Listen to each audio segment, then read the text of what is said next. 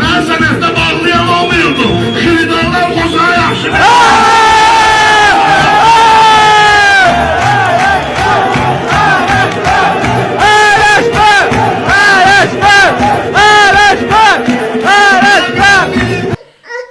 Değerli izleyiciler, bildiğiniz kimi Miray balamızı bir neçə aydır ulserativ kolit xəstəliyinə müalicə etdiririk. Bağırsağındakı sancılar təbii ki dözülməzdir. Məcbur olub paylaşırıq. Halımızdan anlayıb dəstək olan, dua edən hər kəsə təşəkkür edirəm. Ümid edirəm ki, bizi başa düşəcəksiniz, dəstəyinizi əsirgəməyəcəksiniz.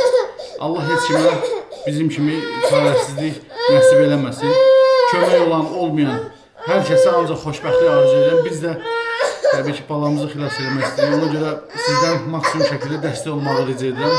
Ümid edirəm ki, harayımıza səs verəcəksiniz, dəstək olacaqsınız, dua edəcəksiniz. Öncədən hər birinizə təşəkkür edirəm.